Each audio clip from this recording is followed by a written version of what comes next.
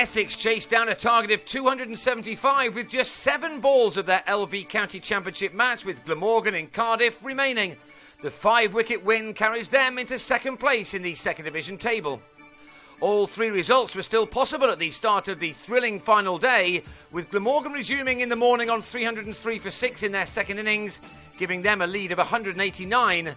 They also had 2 batsmen in at the start, with Mark Wallace on 61 and Graham Wagg on 32, and they were soon adding to their overnight partnership of 69.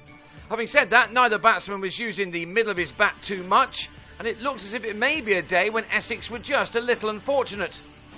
Wagg was felled by Reece Topley as the batsman got away with another close call. And that allowed the former Derbyshire all-rounder to complete his first 50 of the summer, made from 67 deliveries, this shot bringing him his 9th boundary. His partnership with his skipper Wallace was worth 109 very valuable runs and had put Glamorgan 229 runs to the good. On 55, Wagg was finally dismissed as he edged a drive off Topley behind at 343 for 7. Wallace needed more runs yet, and he also had his eyes on 100, something no Glamorgan player had managed so far this summer.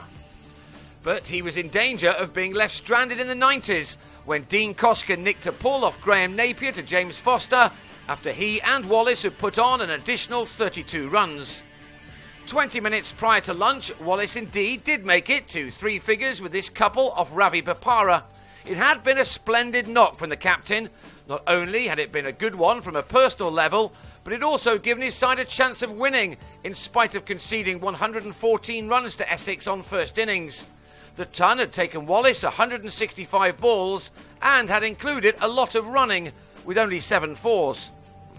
As it turned out, he could have done with batting for just a little while longer, but in the next Bopara over, he was bowled for 101 and left having seen 202 runs scored in his time at the crease. Just before lunch, Glamorgan were finally dismissed when Michael Hogan was bowled by Tim Phillips. They'd managed to make 388 second time around, and that left Essex a tough last day chase of 275 in 2 sessions, or 70 overs. As they came out after the interval, Essex knew the importance of a solid start, one to lay the platform for the hitters lower down the order. Essex had witnessed how to chase a target in their last game in Manchester, when Lancashire, in spite of losing early wickets, had won a thriller with just 1 delivery of the match left. As Tom Westley eased into his game early on in the afternoon, there was a very possible chance that this match was going to be another nail-biter. Importantly, Westley and his partner Jake Mickleborough ensured that there was no success with the new ball for the dangerous Hogan. Mickleborough also played a very significant role in a fantastic partnership which paved the way for his side's success. The pitch had held firm, and it certainly didn't resemble a 4th day one, with Koska unable to either get much turn nor to keep a lid on the scoring, with Mickleborough finding it fairly easy to use his feet against him. Both batsmen were still there at tea, and now Essex had a wonderful chance of securing their second victory of the season. Both openers made it to 50s. Westley was there first in the 31st over, his coming off 103 deliveries with 8 fours, while Mickleborough got there in the 32nd over, by which time Essex had posted the 100 and had given themselves a great chance. Mickleborough required 86 balls for his half-century. The pair eventually knocked off more than half of their target, putting on 143 in 43 overs. Mickleborough was the first out LBW to Jim Allenby for 66, with 132 left for Essex to get from 27 overs.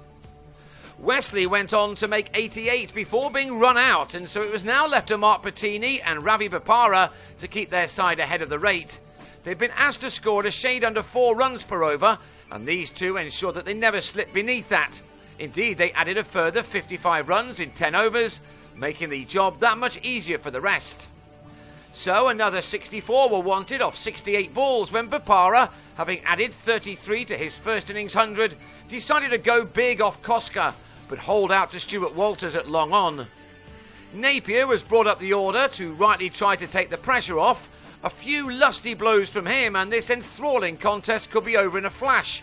He hit both Wagg and Koska to the fence in successive overs to bring the target down further to 45 off the last 8 overs of the match. But when Napier tried to go big, he could only find Will Bragg on the boundary's edge. There was a shuffling forward to the edge of the seats by all of those in the ground. Essex was set for another very tight finish. They remained favourites, of course. By now, this was the kind of chase that can be done with your eyes closed in a T20 game, but in the four-day arena, the pressure always appears to be that much more intense. Patini remained cool throughout, and in Foster, he had a partner who's seen it, and probably done it, all before. As we ended the end of the 68th over of the 70, just 7 more were required.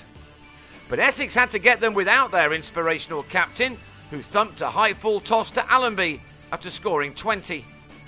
7 balls of this wonderful advert for the LV County Championship were left when Greg Smith drove Allenby over mid-off for the winning runs.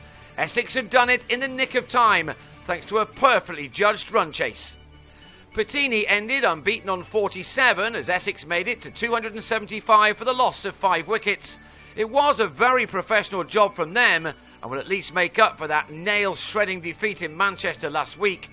They took 22 points from the game to overtake Lancashire into second place in the table.